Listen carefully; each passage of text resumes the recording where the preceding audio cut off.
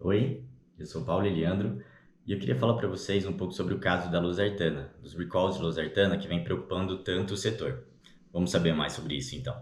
Para contextualizar vocês, lá em 2018 existiu vários recalls, vários alertas relacionados à presença de nitrosaminas em sartanas. E aí, vários recalls de valsartana, losartana e irbesartana foram feitos por causa dessa contaminação.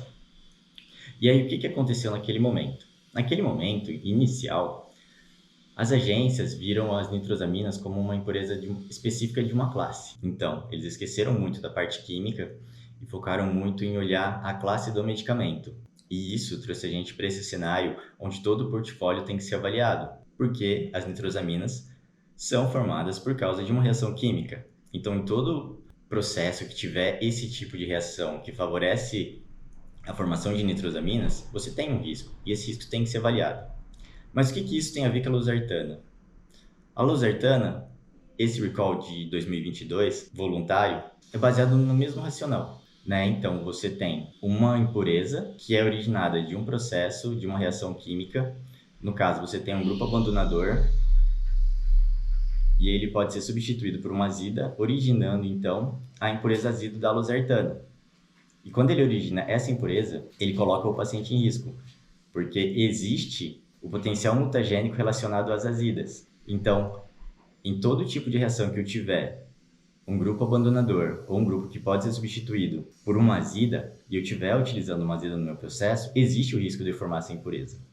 Então, assim como para as nitrosaminas no começo, as azidas são reações que também precisam ser avaliadas. A gente fez a síntese dessa losartana, eu mostrei para vocês no vídeo anterior, e ela é bem simples de fazer. Então, isso mostra que num processo de síntese, mesmo que não seja intencional a formação dela, ela pode acontecer em pequena quantidade, e essa pequena quantidade já pode ser uma quantidade de risco, considerando o potencial mutagênico dessa impureza.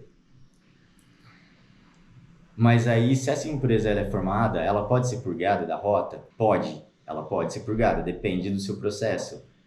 Mas, por exemplo, quando a gente olha a síntese que a gente fez e a gente olha a cromatografia em camada delgada, os resultados são muito próximos. Isso indica que elas têm propriedades fisicoquímicas muito parecidas. E isso dificulta a purga. Por isso existe essa preocupação tão grande em relação à avaliação das impurezas azido.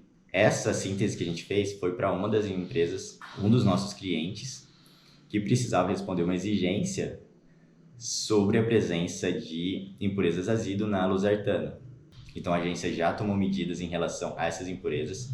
Assim como as nitrosaminas, eu gostaria de destacar que todos os outros processos que envolvem esse tipo de reação precisam ser avaliados, para que não aconteça a mesma coisa que aconteceu com as nitrosaminas, o setor ser pego de surpresa.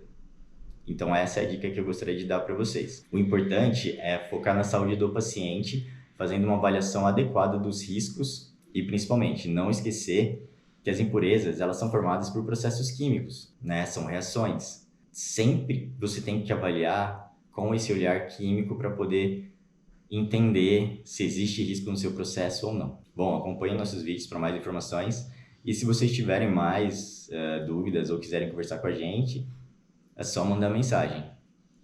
Obrigado.